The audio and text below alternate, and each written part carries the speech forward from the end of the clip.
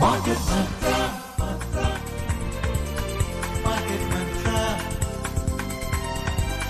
Market Mantra. Market Mantra. Market Mantra.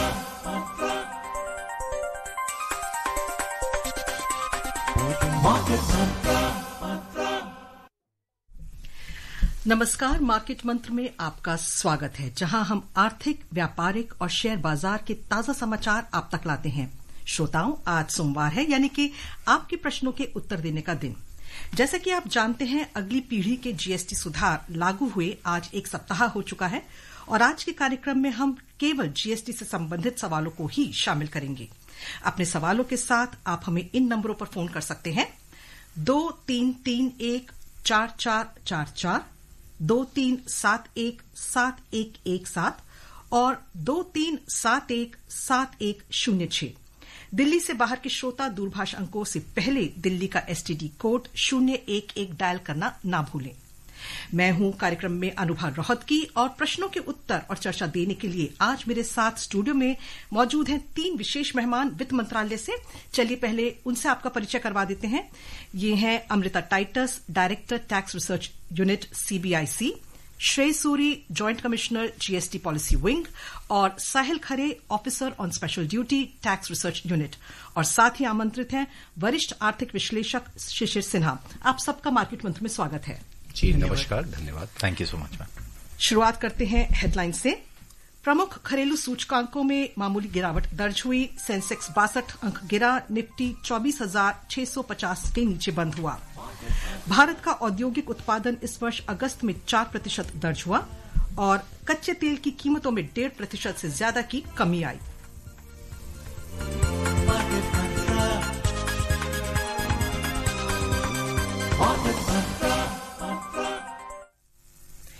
So let's begin with the top story of the day. Benchmark domestic equity indices, Sensex and the Nifty ended marginally lower in a range-bound market today.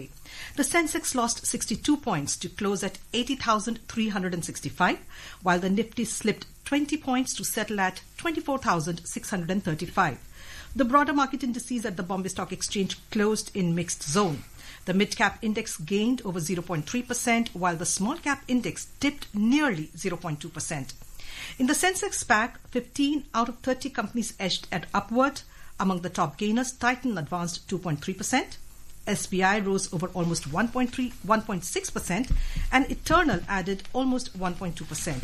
Among the top laggards, Axis Bank fell 1.9%, Maruti lost more than 1.6%, and Larsen & Toubro dipped almost 1.2%. Among the sectoral indices at the BSE, 13 out of 21 sectors locked gains. Among the top gainers, oil and gas advanced almost 2%, energy rose 1.1%, and realty added nearly 1%. The top laggards included tech as well as industrials, which dropped over 0.3% each. IT lost over 0.2% and auto slipped over 0.1%.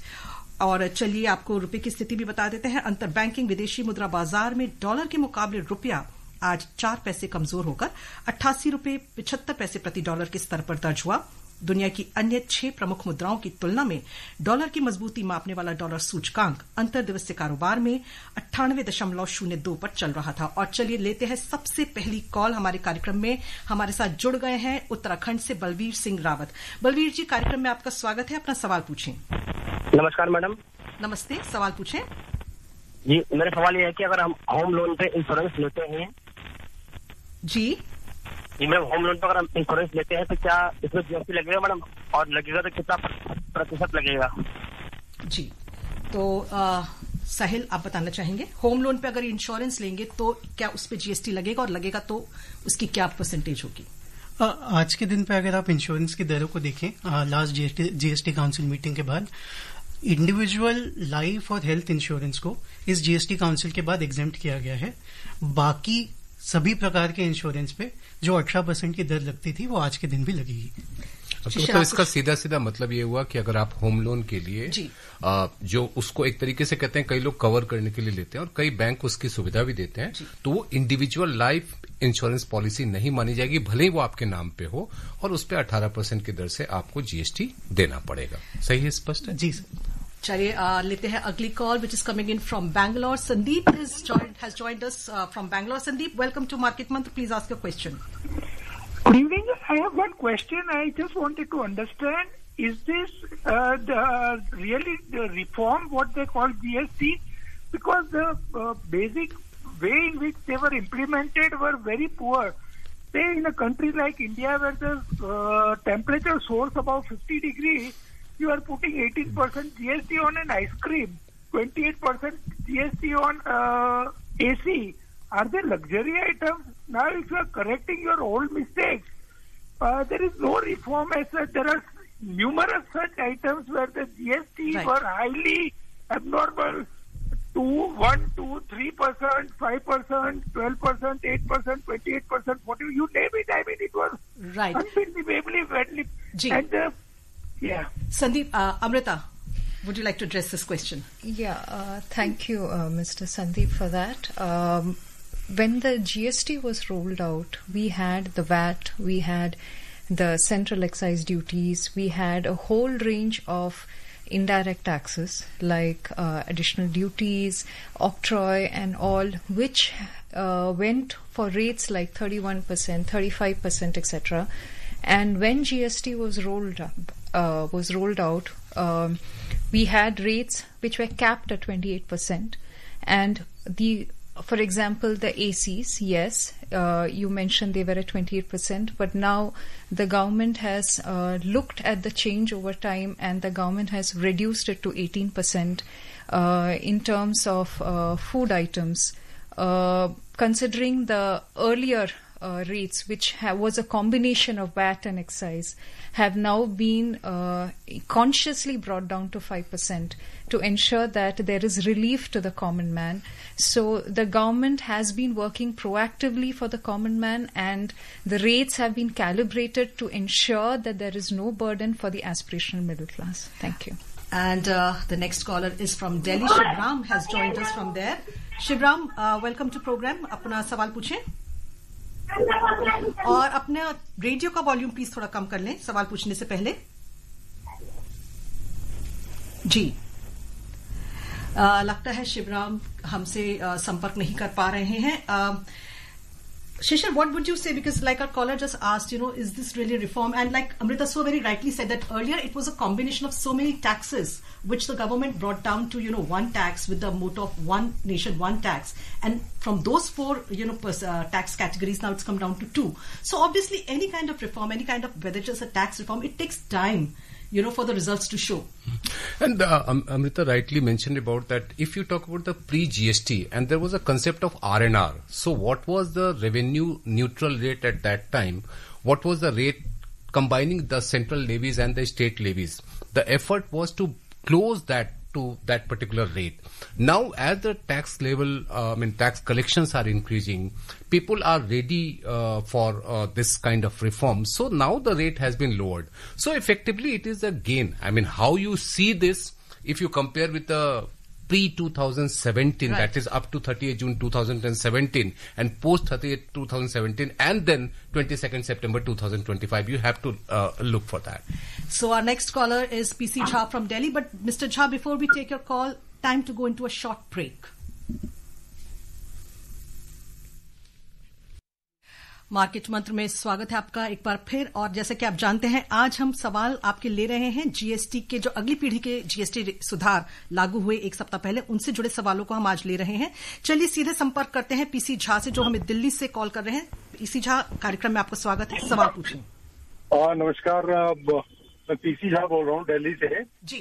मेरा प्रश्न ये है कि बहुत wide publicity हो रही है कि जीएसटी से लोगों को फायदा हो रहा है, ये हो रहा है, लेकिन मैं ट्रांसपोर्ट इंडस्ट्री से बिलोंग करता हूँ जी, जहाँ पर मुझे पहले 12% जीएसटी देना पड़ता था, अब वो 18% हो गया। और जो मेरे क्लाइंट्स हैं वो लोग ये कहते हैं कि ठीक है जी, ये तो जो आपने बढ़ा दिया जो गवर्नमेंट का है, हम तो वो नहीं जानते, लेकिन अब आपको हमको फर्दर डिस्काउंट करना पड़ेगा ताकि हमारे ऊपर इसका कोई इम्पैक्ट ना आए जो इंक्रीज हो गया इससे। जी। तो ये किस टाइप की पब्लिसिटी है? एक साइड तो कह रहे हैं कि फायदा हो गया, हमें तो नुकसान ही नुकसान है। जी, Sahil, would you like to address that question? वो कह रहे हैं कि ट्रांसपोर्ट इंडस्ट्री से जुड़े हुए हैं, कह रहे हैं मैं पहले 12% देता था और अब 18% हो गया, और मेरे क्लाइंट्स कह रहे हैं कि किस तरह का, मुझे तो नुकसान हो रहा है क्योंकि उनके जो क्लाइंट्स हैं वो उनसे डिस्काउंट मांग रहे हैं। देखिए, जब आप ट्रांसपोर्ट सेक्टर के जो हाल ही में रिफॉर्म्स लाए गए हैं उनकी बात करते हैं तो उनको आप purely from a rate perspective नहीं देख सकते। इस बार के जो ट्रांसपोर्ट सेक्टर में रिफॉर्म्स किए गए हैं वो इस तरीके से किए गए हैं कि ट्रांसपोर्टर्स को ज्यादा फैसिलिटी ज्यादा फ्लेक्सिबिलिटी दी जाए। तो आज ट्रांसपोर्ट ऑफ जो जीटीए सर्विसेज की हम बात कर रहे हैं उसमें आज भी एक सप्लायर के पास दो ऑप्शन है, या तो वो 5% विदाउट जीएसटी पे जा सकता है, both in terms of RCM reverse charge पे या फिर फॉरवर्ड चार्ज पे, या कि वो 18% विद आईटीसी पे कर सकता है। इस दौर में जो जीएसटी रिफॉर्म्स आए हैं इसमें 12% के स्लैब को हटाया गया है, तो उसमें दो ही ऑप्शन आपके पास बचते हैं, या तो आप 5% पे जा सकते हैं या 18% पे आ सकते हैं, और इस केस में फ्लेक्सिबिलिटी देते हुए दोनों ही ऑप्शन ट्रांसपोर्टर्स को दिए गए हैं। जी, और लेते हैं अगली कॉल जम्मू से। वाईआर चौधरी हमारे साथ जुड़ गए हैं। मिस्टर चौधरी, कार्यक्रम में स्वागत है, अपना सवाल पूछें। मिस्टर वाईआर चौधरी, अगर आप हमें सुन पा रहे हैं तो अपना सवाल पूछिए। लगता है उनसे संपर्क हमारा टूट गया है। चलिए लेते हैं अगली खबर। The reserve bank of India's 3-day monetary policy committee meeting began today and it will conclude on the 1st of October. And also let's take a look at the next story. India's industrial production growth measured by the Index of Industrial Production IIP stood at 4% in August this year on an annual basis, according to the data released by the Ministry of Statistics and Program Implementation. Among the three major components of IIP, mining sector advanced by 6% in August, electricity generation rose 4.1% and manufacturing added 3.8%. And the next caller online is from Delhi, Mr. Shivram. Mr. Shivram, welcome to Market Mantra. Please ask your question. Hello, नमस्कार जी। सवाल पूछे।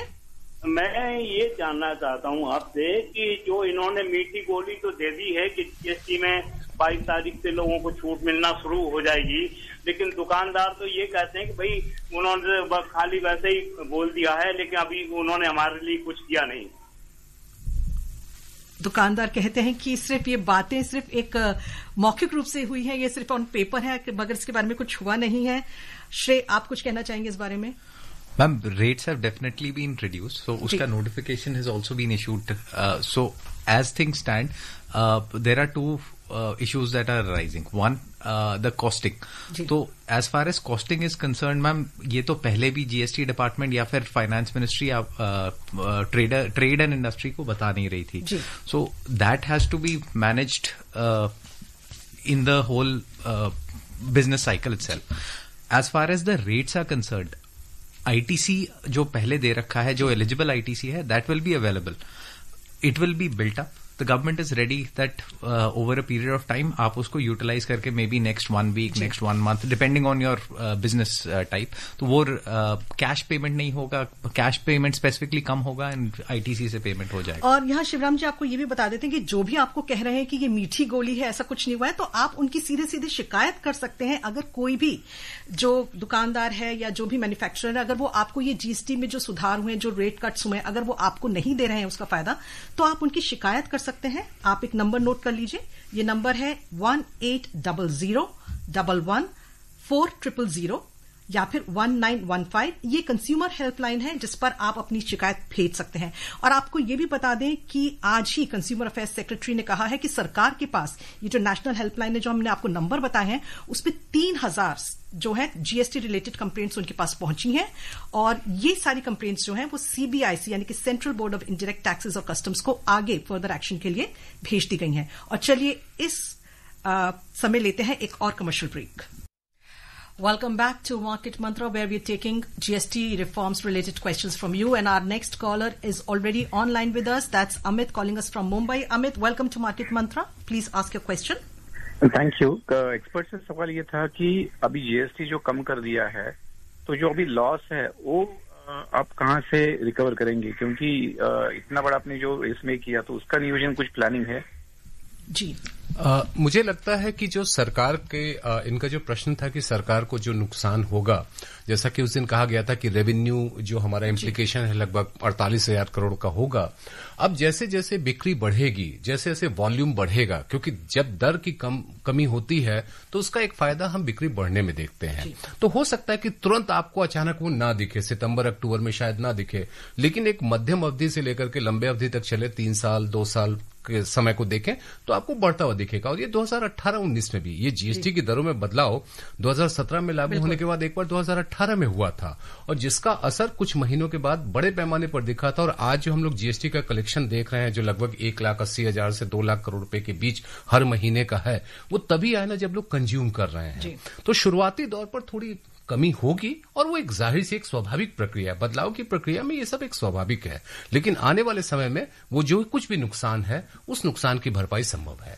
और जैसे कि प्रधानमंत्री नरेंद्र मोदी ने भी कहा था कि क्योंकि ये जो सुधार लागू हुए हैं ये एक त्योहार के मौसम में हुए हैं, तो इससे बचत उत्सव वो कह रहे हैं। तो जाहिर है कि जब आप कम दरों पे लोगों को सामान मिल रहा है तो ज्यादा से ज्यादा वो खरीदारी करेंगे। और जैसे कि आपने कहा कि जो भी नोशनल लॉस है या जो भी 48,000 करोड़ का एक जो लॉस बताया जा रहा है उसको समय लगेगा और वो बढ़ी जो खपत है, बढ़ती खपत है, उससे वो पूरा होगा। और इस बार के बजट में आप देखिएगा कि इनकम टैक्स की दरों में जो बदलाव किया गया, जो लगभग 12,75,000 तक जो सैलरीड पर्सन है उनको 1 रुपया भी टैक्स नहीं देना ओवर एनुअल इनकम से उनके। ये एक बहुत बड़ा कंफ्यूजन है। लोग कहते हैं कि हमारी इनकम जितनी भी होगी 13.25 लाख घटा देंगे। नहीं, आपकी कमाई अगर 13.25 लाख रुपए है तो आपको 1 रुपया भी टैक्स नहीं देना है। वहां पर भी आप देखेंगे तो जो पहले 7 लाख रुपए था जो 12,75,000 हो गया, तो आपके हाथ में तो कुछ पैसे आएंगे, खर्च आप करेंगे। अब अभी खर्च करेंगे, महीने भर बाद खर्च करेंगे, आपका अपना फैसला है, तो असर हमें देखने को मिलेगा। जी, और अगली कॉल लेते हैं। धर्मवीर दिल्ली से हमें कॉल कर रहे हैं। धर्मवीर, कार्यक्रम में स्वागत है, अपना सवाल पूछें। नमस्कार मैडम, एक्सपर्ट को नमस्कार। मेरा 2-3 सवाल है। एक पहला सवाल तो शिशिर जी से ये पूछना है कि आपने लास्ट टाइम हमें ये बताया था कि कच्चे माल पर क्या रेट कंपनी दे रही है, क्या बन रहा है, हमें उससे कोई लेना देना नहीं। आज की तारीख में जो उनका पिछला रेट मार्केट में अवेलेबल था और इस समय वो उसका जीएसटी घटा के दे रहे हैं कि नहीं बेच रहे हैं। दूसरा सवाल, पेंट और डिस्टेम्पर और ये आजकल बिल्डिंग मटेरियल सीमेंट जैसा है, इस पे रेट अभी दुकानदार बोलता घटा नहीं है, तो इसके लिए क्या करा जाए। तीसरा एक आखिरी सवाल ये है, अगर हम कंप्लेंट करते हैं, वो कहते हैं जी आप उनसे पक्का रसीद लीजिए, पहले अपना पैसा वहाँ फंसाएं, फिर रसीद लें, फिर आपको कंप्लेंट करें। ऐसा क्यों? आप इसके ऊपर अपनी जो सरकार की एक दखल अंदाजी होनी चाहिए, जो दिखनी चाहिए दुकानदारों पर, वो अभी तक नहीं नजर आ रही। जी शिशिर, देखिए, पहला जो आपका प्रश्न था कि कच्चा माल पे कितना देखते, ग्राहक भले ही उसकी तुलना ना करे, क्योंकि उसके पास वो कहते हैं कि उसके पास उतने गणित उपलब्ध नहीं है कि वो पता करे कि कच्चे माल पे उसने कितना दिया और पक्के माल पर कितना आया। लेकिन जो एक कंपनी होती है जब कीमत तय करती है तो उसमें वो सारी व्यवस्था देख करके तय करती है। जब दुकानदार के पास आता है वहां पर भी देखा जाता है, डीलर है, डिस्ट्रीब्यूटर है, तो हम एज अ ग्राहक भले उसकी चिंता ना करें, लेकिन कीमत के मामले में डीलर, डिस्ट्रीब्यूटर और कंपनी को वो बात सोचनी पड़ती है। अब आपके लिए सबसे महत्वपूर्ण यह है कि जब कभी भी आप शिकायत कर रहे हैं, बगैर पक्के रसीद के आप शिकायत करते हैं तो उसका कोई मतलब नहीं रह जाता है। ये एक जागो ग्राहक जागो की बात जब करते हैं, जब ग्राहक ने अपनी जिम्मेदारी पूरी नहीं की तो वहां पर सामने वाले के पास कैसे हम शिकायत लेके पहुंचेंगे, क्या कोई सबूत है कि नहीं है। तो आपका पैसा नहीं फंसता है, बल्कि आपके अधिकार की लड़ाई शुरू होती है। तो आपके लिए रसीद आपके अधिकार की लड़ाई का पहला सबूत है, उसे जरूर लीजिएगा।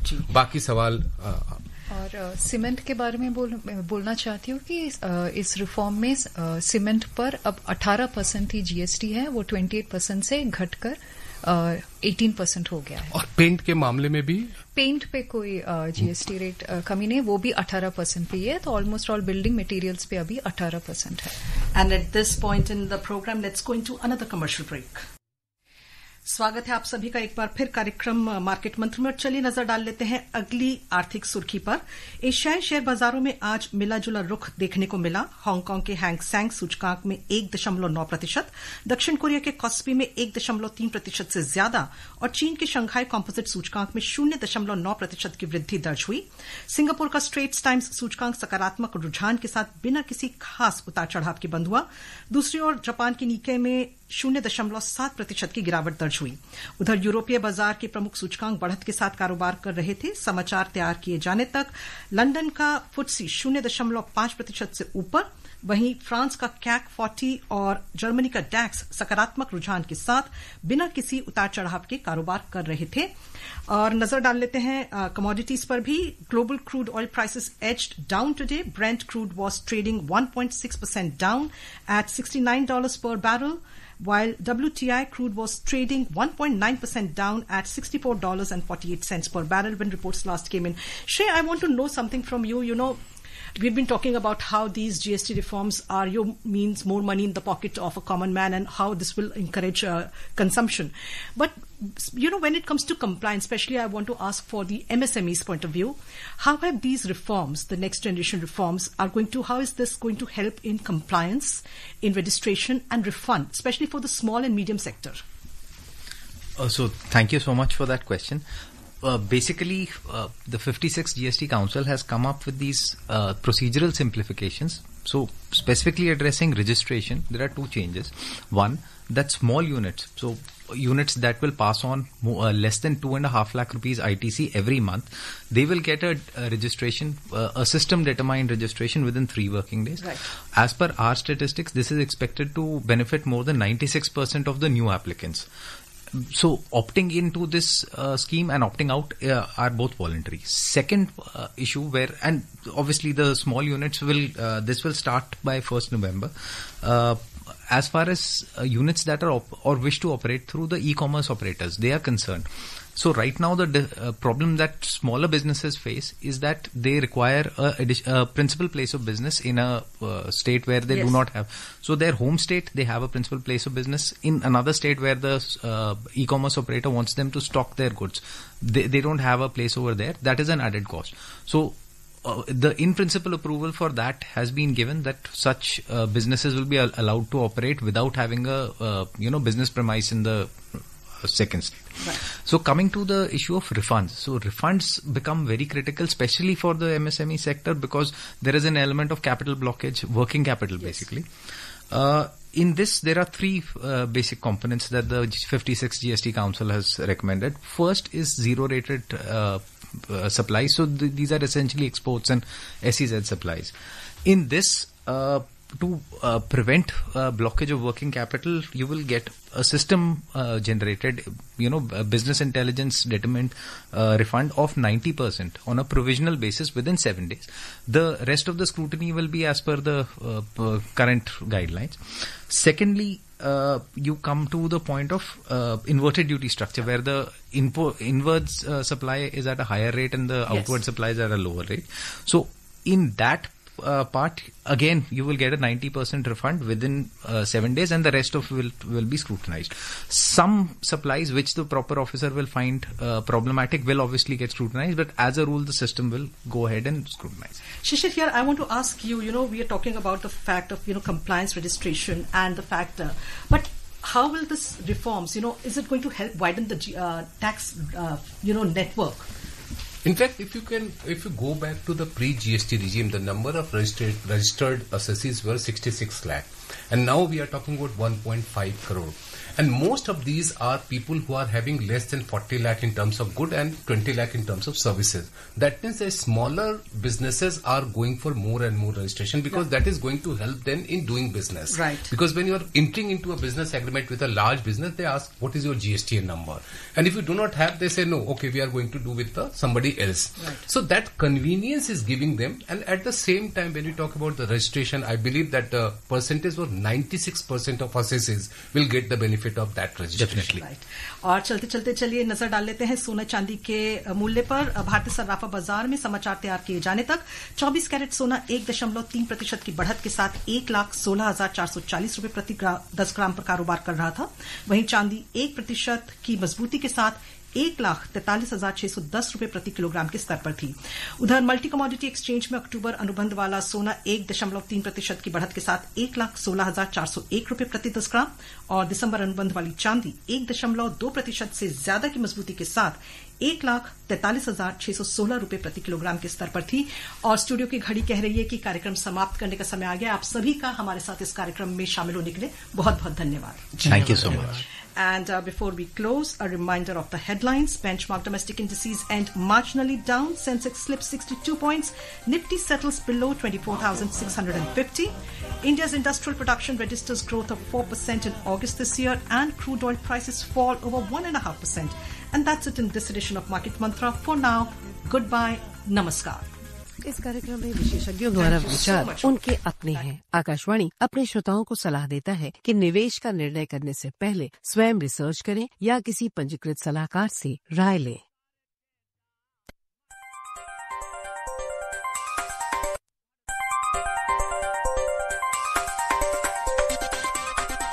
Market Mantra. Market Mantra. Market Mantra. Market Mantra. Market Mantra.